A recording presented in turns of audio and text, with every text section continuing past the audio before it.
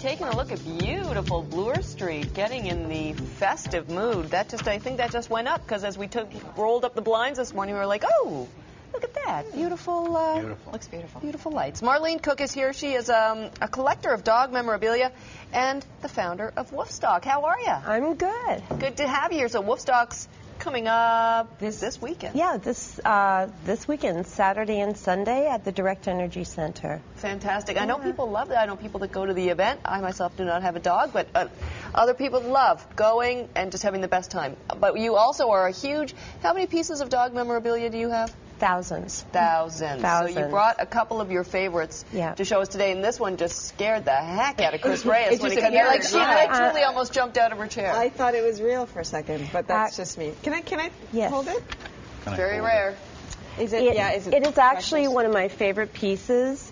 It's a papier-mâché dog toy from France, approximately 1906. Right. And it has little wheels on the bottom, so the children could pull it. Yeah.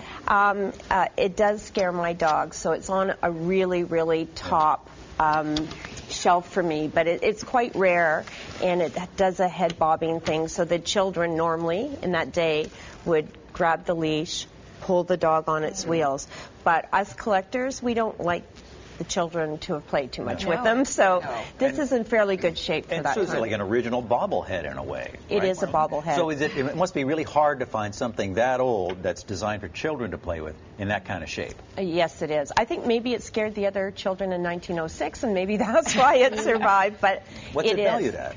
I would say the value is about $3,000. No kidding. Yeah. Wow. Yeah. Incredible. What else did you bring along? I brought, they were done in the 1880s approximately.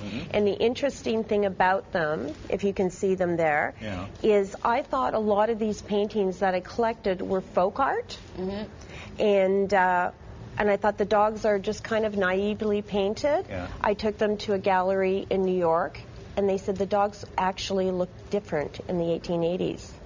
The breeds looked different. They didn't have purebred breeds. Right. And these type of folk art type of paintings I liked from pre-1900, they were this way because that's the way the dogs actually looked. What about those famous iconic paintings we see, Marlene, where dogs are playing poker? Do you have one of any of those? Maybe have one of those? In velvet, maybe? I might. One day I'm going to get one in velvet, maybe go to Las Vegas to get it. Right. And bring it in. But I have people bringing me things saying, you got to buy this, and like 90% are those dogs playing cards. Oh. Really? Yeah, yeah. What else do you have here? We have like another children's toy, but I really like the graphics on this because it almost looks like a funky piece of art. Yeah. Here. Oops. There he is. It really looks like a funky piece of art. How old is that? This one would be 1940s.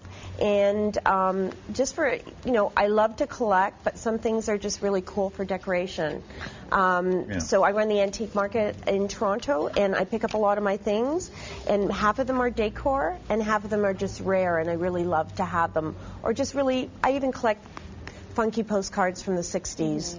And just everything about dog, and people love their dogs so much. And that's the theme that runs, I'm sure, throughout all of this, is this overwhelming affection people have for dogs. Yeah, they really do, and right now is really prime with, they say it's recession proof. It's the second large industry next to electronics, and it keeps on, it's worth billions. And people do spend a lot. They love their dogs, and I feel that dogs are part of the family. Where does your love come from?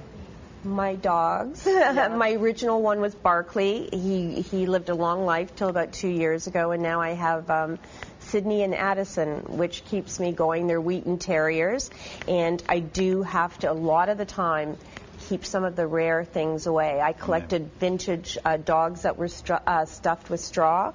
One day, one of the dogs found some of them, and pieces of them were everywhere. Oh. What's your house like in terms of storing all of this memorabilia? Do you have a special room? Is it throughout the house? I have display things.